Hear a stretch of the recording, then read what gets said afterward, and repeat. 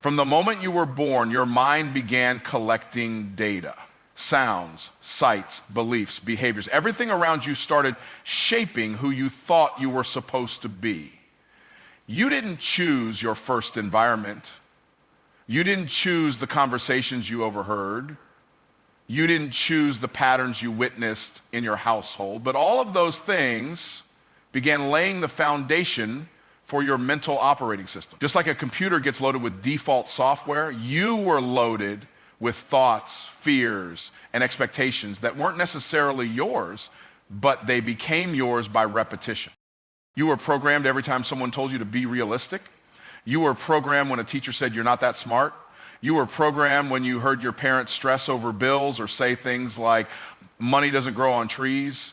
You were programmed when people laughed at your dreams. And slowly, quietly, those inputs began carving grooves into your brain.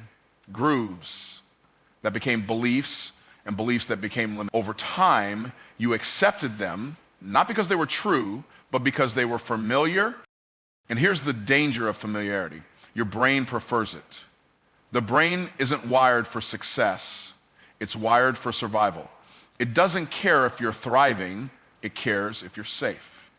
So even if the truth you were fed was small, fearful, or destructive, your brain latched onto it because it was repeated, and repetition is how the brain learns. That's why people stay stuck, not because they're weak, not because they're lazy, but because their programming is outdated and they've never questioned the code. Most people never stop to ask, who taught me to think this way? They never pause to investigate the voices in their head. Voices that say you'll never make it, or people like you don't succeed, or stay in your lane. These voices aren't divine. They're not even original. They're echoes, recordings from your past that have been playing so long you started mistaking them for your own. But those voices were someone else's fear, someone else's failure, someone else's frustration. And if you don't confront them, you'll carry someone else's story as your own. What's wild is that this programming doesn't just stay in your thoughts. It shows up in your behavior. It shows up when you procrastinate on your goals, not because you're lazy, but because deep down you don't believe you're worthy of success. It shows up when you shrink your ideas in rooms full of people, not because you lack vision, but because you were programmed to avoid judgment. It shows up when you play small, self-sabotage, and settle for less, because you've been brainwashed to think less is all you deserve. The subconscious mind runs 95% of your daily life, and it doesn't know the difference between truth and lie. It just accepts what's repeated. So if you grew up hearing negativity, doubt, or defeatist language, then that became your foundation. That's why no matter how much motivation you consume, if you don't change the root programming, you'll always default back to the old system. The problem isn't your ambition. It's the software your ambition is trying to run on. That's why success isn't just about learning something new. It's about unlearning what no longer serves you. It's not just adding new information. It's deleting corrupted files. And unlearning is harder than learning. It requires you to question things you've believed your whole life. It requires you to go back to the mental blueprint and say, wait a minute, who built this? And if the foundation wasn't built on truth, it has to be rebuilt. That process is uncomfortable. But it's necessary if you want to live free. Freedom starts when you take control of the narrative, when you stop letting the past decide your future, when you start writing code on purpose instead of running hand-me-down mental software. You have the power to interrupt the pattern. You have the authority to pause, examine, and replace every single thought that no longer aligns with where you're going. That's not just mindset work. That's spiritual warfare. Because the real battle is in your belief system. Your mind is fertile ground, and it will grow whatever you plant. If you keep planting seeds of doubt, you'll keep reaping frustration. But if you plant seeds of truth, seeds of identity, abundance, faith, and vision, then the harvest shifts. But here's the key. The weeds won't leave on their own. You have to uproot them. You have to actively replace the old program with a new one that's aligned with your purpose, your calling, and your potential. You can't build a new life with an old mindset. The version of you that's successful, free, and walking in overflow doesn't run on fear-based programming. That version of you thinks differently, speaks differently, and believes differently. And that transformation doesn't start outside. It starts in the privacy of your own thoughts. The revolution begins in your mind. Every belief you hold today was planted at some point in your past, and many of those seeds were lies, cleverly disguised as facts, warnings, or just how life works. From childhood, society, culture, even people who loved you, projected their own limitations onto you. Not always out of malice, but out of their own programming. They said, don't get your hopes up. That's too risky. Or you're not cut out for that. Those words weren't just noise. They were lies that started shaping your reality before you ever had a chance to choose your own. When you hear something often enough, especially from a trusted source, your brain internalizes it as truth. The lie becomes law. It becomes the invisible fence around your dreams. And the wild part is most people never realize they're living inside of someone else's fear. They don't know they've accepted lies as boundaries. Instead, they call it being realistic, being humble, being cautious. But underneath all those words is often a deep belief that says, I'm not enough, or I don't deserve more. And that belief doesn't just sit in your mind, it steers your entire life. Lies have a way of nesting. They settle in, they grow roots, and they start influencing everything. How you view opportunity, how you see yourself in a room, how you handle money, how you handle love, how you react to rejection. A single lie, if left unchallenged, can rob you of decades. It can keep you in cycles, stuck in the same place, wondering why nothing ever changes, when in reality, the only thing that needs to change is the story you believe about yourself. You can't activate your full power while you're still carrying someone else's insecurity. You can't walk in authority if your identity is still built on doubt. The lies sound like truth because they've been in your system so long. But just because something feels familiar doesn't make it accurate. That's why you have to confront the internal dialogue, that running script in the back of your mind that says you're too late, too flawed, too inexperienced. You didn't come up with that on your own. It was given to you. And now it's time to give it back. Detoxing the lies requires brutal honesty. You have to look at your results. What patterns keep showing up in your life? What dreams have you been delaying for years? What fears keep getting in the way? Behind every delay is a belief. And often that belief is rooted in deception. You might believe that money is hard to make, or that relationships never last, or that success is reserved for other people. Those aren't random thoughts. They're narratives you've adopted over time, often reinforced by experiences that seemed to prove them right. But even experiences can lie when interpreted through the wrong lens. To detox is to extract. It's not passive, it's painful. Because it means unearthing the parts of your story that you've buried, ignored, or accepted without question. It means sitting in the discomfort of asking, what if I've been wrong about me? And it also means being willing to reject what you were taught if it doesn't serve your growth. That's a bold move. That's a move most won't make, because detoxing the lies forces you to stop blaming your past and start taking full responsibility for your future. The lies you believe will always limit the life you live. You may think you're afraid of failure, but what if you're just afraid of confronting the truth about how powerful you really are? What if you've dimmed your light so long, the thought of turning it all the way up feels overwhelming? What if you're not scared of trying? What if you're scared of succeeding? Because success would require you to fully own your identity. These are the deeper questions that surface when the lies start losing their grip. There's a reason people cling to their limitations. There's a strange safety in familiar pain, a weird comfort in known struggle. It becomes part of your identity. You get used to being the underdog. You learn how to function in dysfunction. But comfort doesn't mean alignment. And peace doesn't mean absence of challenge. It means presence of truth. Until you expose the lies, you can't experience real peace. Just a polished version of internal conflict. A quiet chaos hidden behind a smile. Your potential doesn't need to be created, it needs to be revealed. And what's in the way of that revelation? The lies, the false identities, the old programming that says you can't, you shouldn't, you won't. Every time you shed a lie, more of your real power comes into view. Power isn't something you get from the outside. It's something you unlock from within.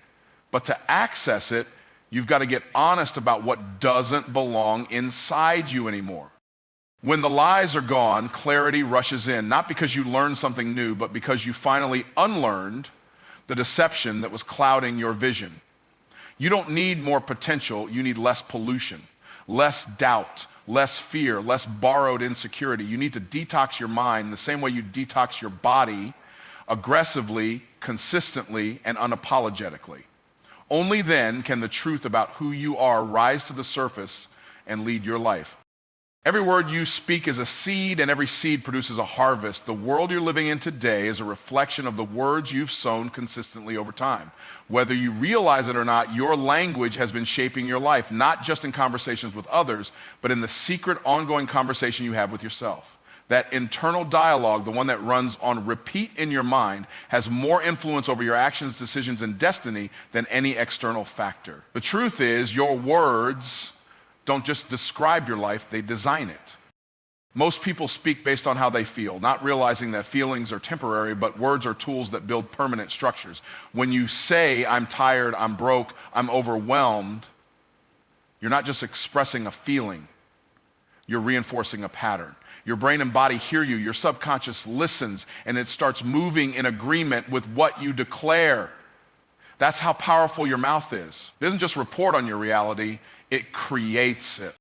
The words you speak consistently become beliefs. The beliefs you hold shape your expectations. Your expectations drive your behavior, and your behavior determines your results. So if you trace it all the way back, the starting point of success or failure is speech. That's why people who constantly talk about problems rarely see solutions. They've programmed their mind to expect struggle. They've built a vocabulary of defeat. And now they live inside the very thing they keep talking about. There's a reason why speaking life is a discipline. It's not just about being positive or avoiding negativity. It's about aligning your language with your identity, your vision, and your future. If you want to see overflow, you have to start declaring overflow. If you want to live in purpose, you have to start speaking purpose. The atmosphere around you responds to the authority within you. But that authority is only activated when you open your mouth and release words that match the life you desire, not the life you're trying to escape. Too many people use their words to survive, not to build. They say just enough to get by, to keep peace, to play it safe. But safe speech leads to stagnant lives. Growth requires bold declarations, faith-filled speech, words that stretch you beyond what your eyes can see right now. You don't need to wait until the situation looks different to speak differently. You have to speak differently so the situation can shift. Speech is the strategy that comes before the shift, not after it. Think about the people who always say, nothing ever works out for me. That's not just a complaint, that's a confession. And the more they say it, the more they train their brain to expect failure. So even when opportunity shows up, they don't see it clearly. Or worse, they self-sabotage. Not because they lack potential, but because their words have painted a picture of a world where good things are rare and struggle is normal. They're living in the house their words built. You have to become fiercely intentional with your vocabulary. Stop casually speaking what you don't want. Stop repeating language that doesn't match your assignment. Instead of saying, I can't afford it, say, I'm in the process of increasing my income. Instead of, I always mess things up, say, I'm learning and growing stronger every day.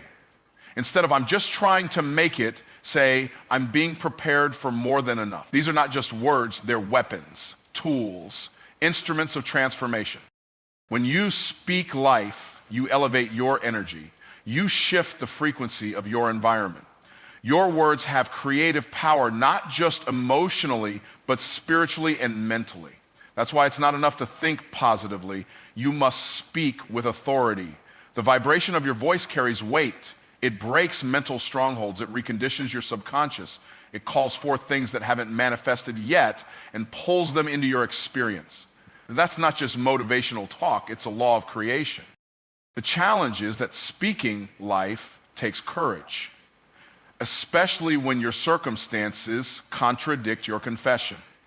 It's easy to speak faith when everything is going well, but real power shows up when you declare abundance while staring at lack, or speak healing while feeling pain. That kind of speech rewrites your reality from the inside out. It tells your mind, your body, and your environment what to align with. And over time, it becomes your new normal, not because something outside of you changed first, but because you decided to lead your life with language. When you speak life, you're not ignoring your current situation, you're rewriting it. You're not pretending the facts don't exist, you're declaring that the facts are subject to change. And they will change when your words are consistent with your vision and not your fear. The world within you must become greater than the world around you, and that transformation begins when you start speaking as the person you're becoming, not the person you've been. Repetition is not just a learning tool, it is a spiritual and psychological principle that governs how humans are shaped. Whatever you hear, say, or do repeatedly becomes part of you. Your habits, your thoughts, your beliefs, even your identity are all formed through repetition. That's why change doesn't happen through a one-time burst of inspiration. It happens through daily disciplined exposure to truth. The most powerful revelations in your life didn't come from hearing something once. They came from hearing it so many times that it finally broke through the wall of your old programming. Most people underestimate the power of repetition because they're addicted to novelty. They want something new every day, a new quote, a new trick, a new secret. But transformation doesn't come from variety, it comes from mastery.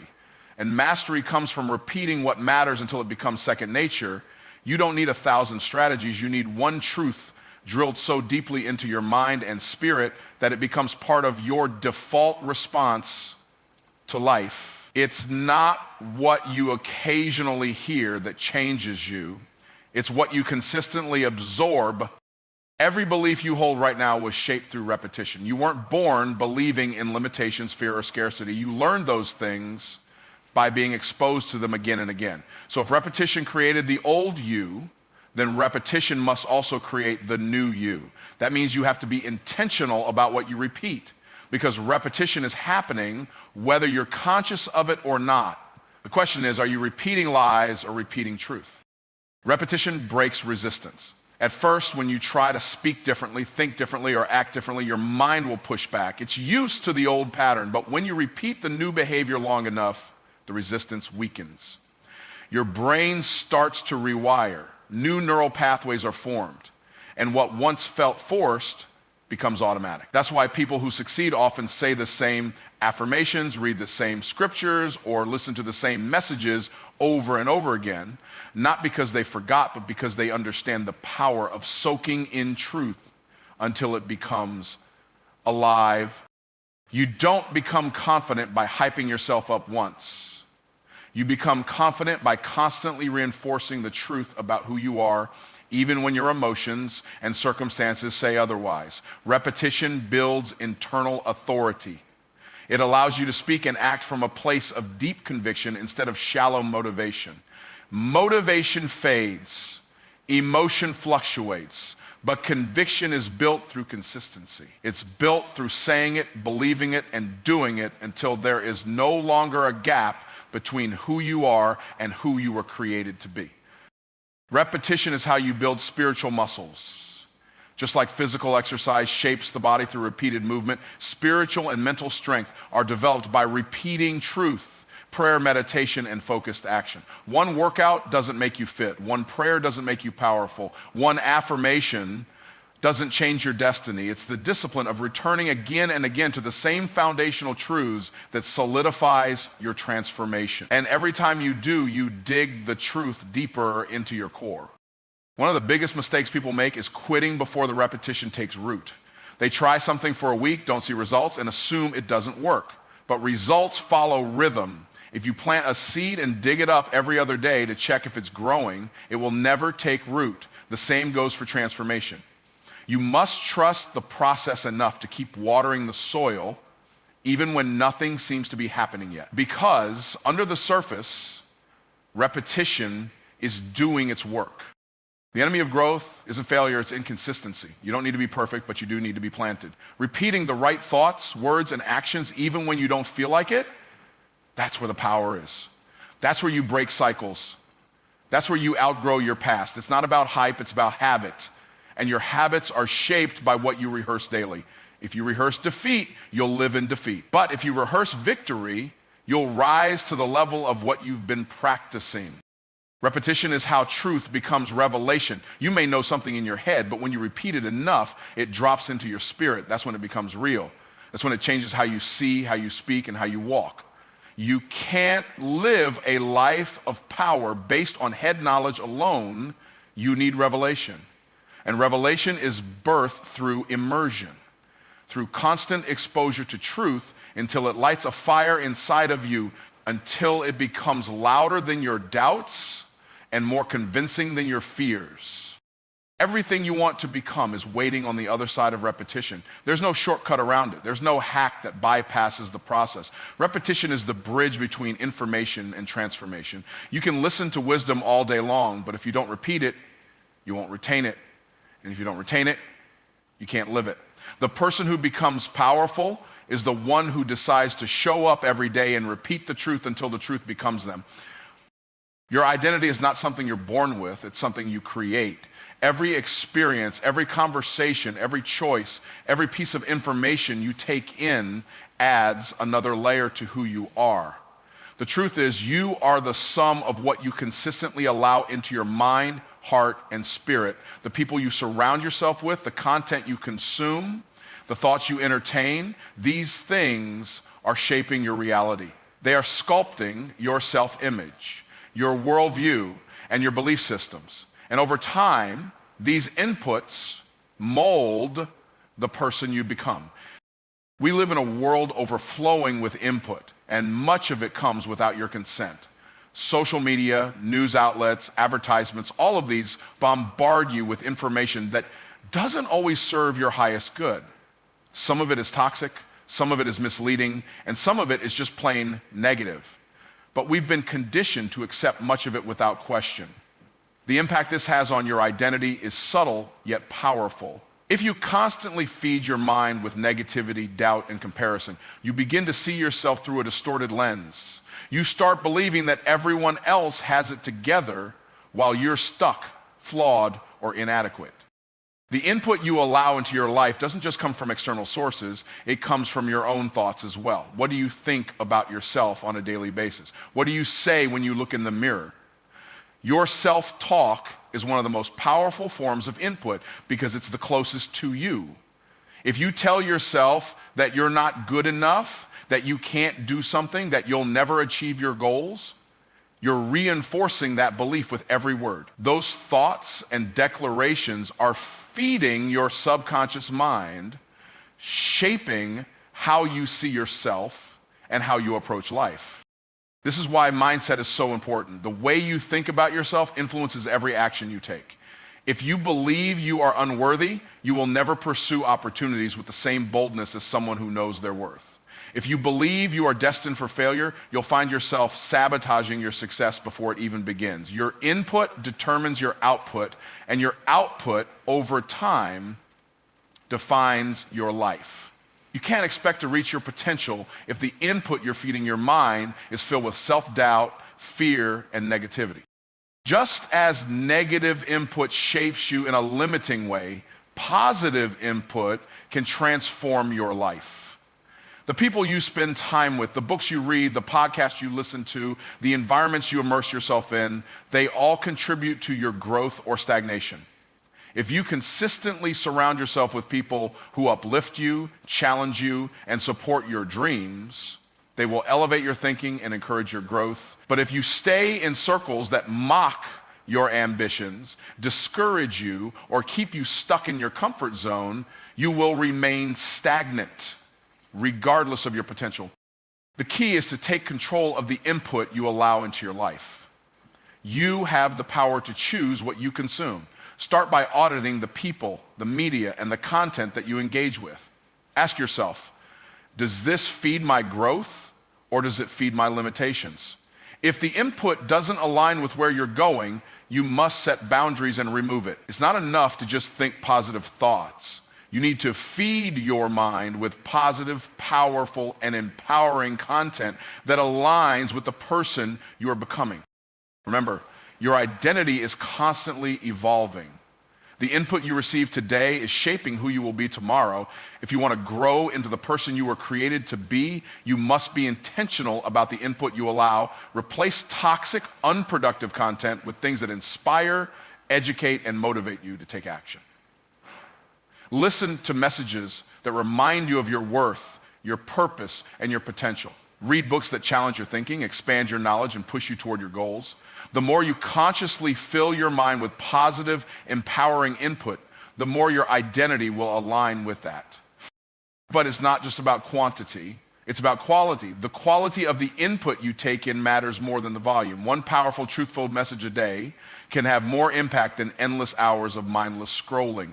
One conversation with someone who believes in you can shift your mindset more than 1,000 moments of doubt. Focus on what matters. Focus on what will add value to your life, what will expand your perspective, and what will propel you toward your destiny. The input you receive will also determine your resilience. When you are constantly feeding yourself with encouragement, wisdom, and inspiration, you become mentally tough. You learn how to face adversity with a growth mindset. You stop seeing obstacles as insurmountable problems and start seeing them as opportunities for growth. But if your input is filled with negativity, pessimism, or victim mentality, you'll struggle to see solutions. Your perspective will be limited, and every challenge will feel like an insurmountable roadblock. Your input shapes your identity, but you have the power to reshape it at any moment. If you don't like who you are becoming, change the input. Start today. Surround yourself with people who lift you higher. Read books that stretch your thinking. Listen to content that inspires you to take bold action. Guard your mind against negative influence and begin feeding it with truth, possibility, and abundance. Over time, this new input will shape you into the person you are always meant to be. Your identity will evolve, your potential will unfold, and your life will change in ways you never thought possible. Designing your life with intention and faith is not an act of randomness, nor is it left to chance. It's a purposeful, conscious process that requires both vision and belief. Most people drift through life reacting to circumstances rather than shaping their own experiences. They go along with whatever comes their way, hoping for the best, but never truly taking the reins of their destiny. The reality is, you have the power to create a life that aligns with your deepest desires, but it takes intentionality. Without it, you're simply a passenger on your own journey. With intention, you become the driver of your life, steering it in the direction of your purpose and vision. To design your life intentionally means that you have to know where you want to go. You can't navigate your path without a clear destination in mind. This requires you to sit down and ask yourself some difficult but essential questions. What do I want to achieve? What legacy do I want to leave? How do I want to impact the world around me? These questions require deep introspection, but they also provide clarity. When you get crystal clear on your vision, it becomes easier to make decisions and take actions that align with that vision. Intention is not about being busy or merely going through the motions. It's about being purposeful and deliberate in every choice you make. Faith plays a key role in this process. Having faith in yourself and in the process is what allows you to take the first step, even when you can't see the entire staircase. Many people struggle with doubt, especially when they haven't yet seen the results of their efforts. They hesitate, they second guess, and they procrastinate. But faith is what propels you to move forward even when the outcome is uncertain. Faith is the belief that the effort you put in today will create the foundation for something greater tomorrow. It's the trust in the process, in your abilities, and in the unseen forces working behind the scenes to align everything in your favor. When you design your life with intention, you must also design it with faith that you will have the strength and resilience to overcome obstacles. Life will throw challenges at you. There will be setbacks, failures, and unexpected detours. But when you live with intention and faith, these challenges don't derail you, they strengthen you.